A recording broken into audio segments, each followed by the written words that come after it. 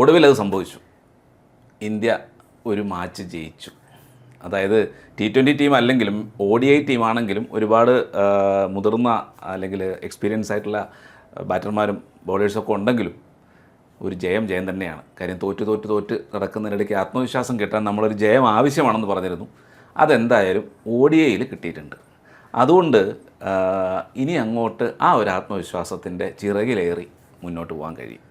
അതിൽ ഒന്ന് രണ്ട് കാര്യങ്ങൾ പറയാനുള്ളത്. ഒന്ന്, ചേട്ടന്മാർ വന്നതിൻ്റെ ഒരു ആത്മവിശ്വാസം അനിയന്മാർക്കുണ്ടായിരുന്നു. അത് സത്യമാണ്. അതായത് എന്ത് പറഞ്ഞാലും കണ്ടുകൊണ്ടിരിക്കുന്ന നമുക്കും ഒരു വിശ്വാസമുണ്ട്. കോഹ്ലിയും രോഹിത്തും ബൂംറയും ഒക്കെ അവിടെ നിൽക്കുമ്പോൾ ഇതൊരു ജയിക്കുന്ന ടീമാണ് അല്ലെങ്കിൽ ജയിക്കും എന്നൊരു വിശ്വാസം ഉണ്ടാക്കാൻ അവരുടെ സാന്നിധ്യത്തിന് കഴിഞ്ഞു.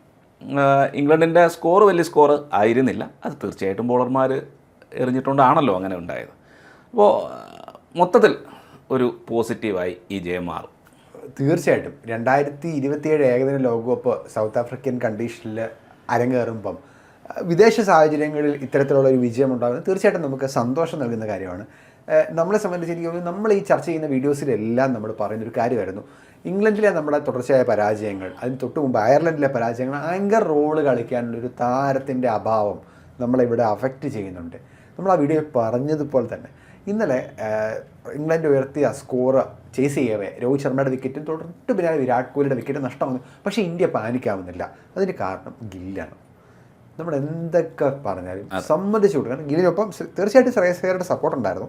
പക്ഷേ ഗില്ല് അവിടെ കളിച്ച ആ ഇന്നിങ്സ് ഇതായിരുന്നു നമുക്ക് 2020 ഇല്ലാതെ പോയത്. അതെ, തീർച്ചയായിട്ടും സംശയമില്ലാത്ത കാര്യമാണ്. അത് മാത്രമല്ല, ശുഭ്മാൻ ഗില്ല് ഇന്നലെ ചെയ്ത ആ ഒരു ബാറ്റിംഗ്, അതായത് ശ്രേയസ് അയ്യർ ഇപ്പുറത്തുണ്ടെങ്കിലും മറ്റേത് ആദ്യത്തെ പന്ത് മുതൽ ആ ഒരു ആത്മവിശ്വാസം ഗില്ലിനെ അവിടെ ഉണ്ടായിരുന്നു. അതെ, അതായത് നല്ല കൃത്യമായ ക്രിക്കറ്റിംഗ് ഷോട്ടുകൾ ഗില്ലിൻ്റെ ബാറ്റിൽ നിന്നുണ്ടായി. നല്ല ഷോട്ടുകൾ, നല്ല ആത്മവിശ്വാസത്തോടെയുള്ള ഷോട്ടുകൾ.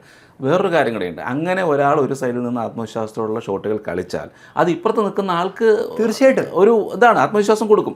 ഇത് പാനിക്കായിട്ട് അപ്പുറത്തൊരാൾ നിൽക്കുന്നെങ്കിൽ പിന്നെ ഓപ്പോസിറ്റ് നിൽക്കുന്ന ആൾ അത് ബുദ്ധിമുട്ടിലേക്ക്. പിന്നെ മാത്രമല്ല, ഇന്ത്യൻ ടീമിൻ്റെ ഒരു ഘടന മൊത്തം റൈറ്റ് ഹാൻഡേഴ്സായി മാറി. അവസാനം ഒരു 3 പേരേ ഉള്ളൂ ലെഫ്റ്റ് ഹാൻഡേഴ്സ് ആയിട്ടുള്ളത്. ബാക്കി ആദ്യത്തെ 5 സ്ഥാനത്തേക്കും എനിക്ക് തോന്നുന്നത് വാഷിങ്ടൺ സുന്ദർ ഇടയ്ക്ക് ഇറങ്ങിയതുകൊണ്ട് മാത്രമാണ് ഇടയ്ക്കൊരു ലെഫ്റ്റ് ഹാൻഡർ വന്നത്. ബാക്കി T20 മൊത്തം ലെഫ്റ്റ് ഹാൻഡേഴ്സ് ആയപ്പോൾ ODIയിൽ നേരെ തിരിച്ചു. അപ്പോൾ എനിക്ക് ഈ ഗംഭീർ പറയുമായിരിക്കും, ഇതെല്ലാവരും നിങ്ങൾക്ക് പരാതി ഇതാ കണ്ടോ എന്ന് പറഞ്ഞിട്ട് എന്നുള്ള രീതിയിൽ ഒരു പക്ഷെ എന്തായാലും ഒരു പോസിറ്റീവായിട്ടുള്ള ഒരു മാറ്റം. തീർച്ചയായിട്ടും നമുക്ക് അതിൽ ഏറ്റവും സന്തോഷിക്കാനുള്ളത് ഈ ഗില്ലിന്റെ വിക്കറ്റ് അത് ശരിക്കും സെഞ്ചുറി അർഹിച്ചിരുന്നു. റിട്ടയർഡ് അത് സെഞ്ചുറി അദ്ദേഹം അർഹിച്ചിരുന്നു. ഗില്ല് മടങ്ങിയതിന് തൊട്ട് പിന്നാലെ ശ്രേയസ് അയ്യരുടെ വിക്കറ്റ് അത് നിർഭാഗ്യകരമായ ഒരു നിർഭാഗ്യകരം മാത്രമല്ല, പന്ത് പുറത്ത് കൊള്ളാതിരിക്കാൻ വേണ്ടിയിട്ട് വളഞ്ഞോടി. എന്നാൽ ഒന്ന് ഡൈവ് ചെയ്യാൻ ശ്രമിച്ചതുമില്ല. അത് ആ ഡൈവ് ചെയ്യുന്ന കാര്യം പറഞ്ഞപ്പോൾ കമന്ററിക്കാർ പറയുന്നൊരു കാര്യമുണ്ട്. 2019 ലോകകപ്പിൽ ധോണി ഇഞ്ചുകളുടെ 1.5 ഇഞ്ചിൻ്റെ മറ്റേ വ്യത്യാസത്തിലാണ് ഔട്ടാവുന്നത്. അന്നൊരു ഡൈവ് ഉണ്ടായിരുന്നെങ്കിൽ ഒരു പക്ഷേ ആ കിരീടം തന്നെ ചിലപ്പോൾ ഇന്ത്യയുടെ കയ്യിലിരുന്നു. അപ്പോൾ ആ ഒരു ഡൈവിൻ്റെ പ്രാധാന്യത്തെക്കുറിച്ച് പറയുന്നുണ്ടായിരുന്നു. പക്ഷേ ശ്രേയസ് അയ്യർ പന്ത് നോക്കി ഓടി, പന്ത് പുറത്തു കൊള്ളാതെ വളഞ്ഞോടി. സ്വാഭാവികമായിട്ടും പന്ത് നേരെ വരുമ്പോൾ ഏത് മനുഷ്യനും വളഞ്ഞു പോകും, അല്ല അത് കൊണ്ടോട്ടെ എന്ന് വെച്ച് നിൽക്കാറില്ല. അപ്പോൾ അങ്ങനെയാണ് അദ്ദേഹം ഔട്ടാവുന്നത്. പക്ഷേ എന്തുകൊണ്ടും വാഷിങ്ടൺ സുന്ദറും അക്സർ പട്ടേലും കൂടെ ചേർന്ന ആ ഒരു കൂട്ടുകെട്ട് ഇന്ത്യയെ വിജയിപ്പിച്ചു. മാത്രമല്ല വലിയ സ്കോർ ഇല്ലായിരുന്നു. അതുകൊണ്ട് ഈ ശ്രേയസിൻ്റെ ആ ഒരു ലേസിനെസ് നമ്മളെ ബാധിച്ചില്ല. അല്ലെങ്കിൽ KL രാഹുൽ നമ്മൾ പറയണം, കാരണം KL രാഹുൽ നമ്മൾ പ്രതീക്ഷയോടെ നിന്നൊരു ബാറ്റ്സ്മാൻ ആയിരുന്നു. KL രാഹുലിൻ്റെയും വിക്കറ്റ് ഒരു നിർഭാഗ്യകരമായിട്ടുള്ള KL രാഹുൽ അത് പ്ലേ ഡൗൺ ആണ്. അത് നമ്മൾ ഈ പറയുന്ന പോലെ വേണ്ടാത്ത ഷോട്ടിന് ശ്രമിച്ച് ഔട്ടായതല്ല. അത് ഓക്കെ, അത് നമുക്ക് മനസ്സിലാക്കുന്ന കാര്യമാണ്. പക്ഷേ ഇന്നലത്തെ കളിയിൽ നമ്മൾ അംഗീകരിക്കേണ്ടത് വാഷിങ്ടൺ സുന്ദറിനെ അല്ല, അക്സർ പട്ടേലാണ്. കാര്യം അക്സർ പട്ടേൽ ആദ്യ പന്ത് മുതൽ തന്നെ ആ ഒരു കോൺഫിഡൻസോടെ കൃത്യമായി ബാറ്റ് മിഡിൽ ചെയ്താണ് കളിച്ചത്. നല്ല 2 ഷോട്ടുകളുണ്ടായിരുന്നു, സിക്സറുകളായിക്കോട്ടെ. വാഷിങ്ടൺ സുന്ദർ അവിടെ കിടന്ന് നന്നായിട്ട് ബുദ്ധിമുട്ടി. പറഞ്ഞു വരുമ്പോൾ ടെക്സ്റ്റിലൊക്കെ സെഞ്ചുറി ഉള്ളത് വാഷിങ്ടൺ സുന്ദറിനാണ്, അക്സർ പട്ടേലിനല്ല. പിന്നെ വിദേശ സാഹചര്യങ്ങളിൽ കളിക്കുമ്പോൾ വാഷിങ്ടൺ സുന്ദർ കുറച്ചുകൂടി ഇന്ത്യൻ മണ്ണിനേക്കാൾ കുറച്ചുകൂടി ബെറ്റർ ആയിട്ട് കളിക്കുന്നതായിട്ട് ഫീൽ ചെയ്തിട്ടുണ്ട്, പ്രത്യേകിച്ച് ബാറ്റിങ്ങിലൊക്കെ കുറച്ചുകൂടി കോൺഫിഡൻസിൽ.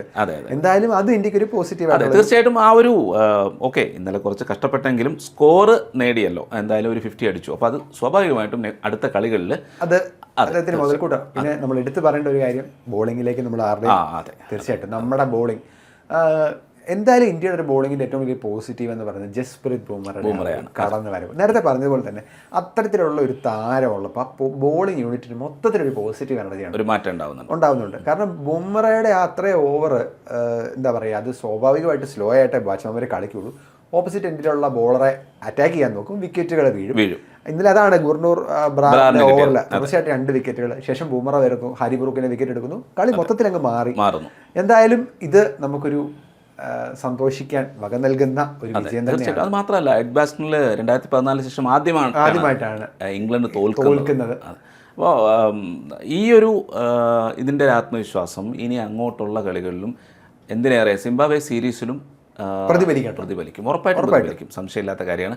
പക്ഷേ നമ്മൾ ശ്രദ്ധിക്കേണ്ട ഒരേ ഒരു കാര്യം, ഇനി അടുത്ത ഇന്ത്യൻ ടീം എന്ന് പറഞ്ഞാൽ ഈ ലെഫ്റ്റ് റൈറ്റ് കോമ്പിനേഷൻ കുറച്ച് കൂടുതൽ ഉണ്ടാകട്ടെ എന്നുള്ളത് നമ്മൾ ശ്രദ്ധിക്കേണ്ട ഒരു സാഹചര്യം ഉണ്ടെന്ന് തോന്നുന്നു. കാര്യം ഇന്നലെ തന്നെ വിൽ ജാക്സനെ ആദ്യം പന്ത് കൊടുത്തിരുന്നില്ല. കാര്യം നമ്മുടെ ഗില്ലും ശ്രേയസ് അയ്യരും നിൽക്കുമ്പോൾ വിൽ ജാക്സനെ കൊണ്ടുവന്നിട്ട് കാര്യമില്ല എന്നറിയാവുന്നതുകൊണ്ട് അവർ കൊണ്ടുവന്നില്ല. അതേസമയം 2 ലെഫ്റ്റ് ഹാൻഡേഴ്സ് വന്നപ്പോൾ അപ്പോൾ തന്നെ വിൽ ജാക്സനെ കൊണ്ടുവന്നു. പക്ഷേ കാര്യം ഉണ്ടായില്ല എന്നുള്ള സത്യം. ഇൻ കേസ് സ്കോർ കൂടുതലായിരുന്നെങ്കിൽ ഒരു പക്ഷേ അത് ബുദ്ധിമുട്ടായേനെ. അത് മാത്രമല്ല, നമുക്ക് വിൽ ജാക്സനെ കുറിച്ച് പറയാതിരിക്കാൻ പറ്റില്ല. വിൽ ജാക്സൺ നമ്മുടെ 2020 തീർച്ചയായിട്ടും ബുദ്ധിമുട്ടിച്ചു. പക്ഷേ അദ്ദേഹം ഒരു പേരുകേട്ടൊരു ബോളറൊന്നും അല്ല. അത്തരത്തിലുള്ളൊരു ബോളർ ഒരു പക്ഷേ വന്നാൽ ഇത് എക്സ്പോസ്ഡ് ആയി പോകും. അത് മാത്രമല്ല, പിന്നെ ഇംഗ്ലണ്ടിന് ഒരു പേസർ ഉണ്ടായിരുന്നില്ല. ഒരു പേസറും കൂടെ ഉണ്ട്. ഈ സ്പിന്നർമാർക്ക് പകരം ഒരു പേസർ ഉണ്ടായിരുന്നെങ്കിൽ അതും കമൻട്രിക്കാർ ചർച്ച ചെയ്യുന്നുണ്ടായിരുന്നു. ഒരു പേസർ 1-2 പേരുടെ ബെഞ്ചിലുള്ളവരുടെ പേര് പറയുന്നുണ്ടായിരുന്നു. അപ്പോൾ അടുത്ത കളിയിൽ ഇംഗ്ലണ്ട് തീർച്ചയായിട്ടും ഒരു പേസറേയും കൂടെ ഇറക്കാനുള്ള സാധ്യത കൂടുതലാണ് എന്നാണ് പറയുന്നത്. കാര്യം അവിടുത്തെ ഒരു സാഹചര്യത്തിൽ. പക്ഷേ ഇതെല്ലാമാണെങ്കിലും എങ്ങും ആർച്ചറും കൂടെ ഏതാണ്ട് 20 ഓവറിൽ 110 റൺസ് കൊടുക്കുകയും ചെയ്തു. അത് നമുക്ക് ഗുണകരമായി. അതെ, തീർച്ചയായിട്ടും. അതായത് 259 മറ്റോ റൺസ് എടുക്കാനുള്ള ടാർഗറ്റ് ചെയ്യുമ്പോൾ പ്രധാനപ്പെട്ട 2 ബോളേഴ്സ് 110 റൺസ് കൊടുത്താൽ ബാക്കി.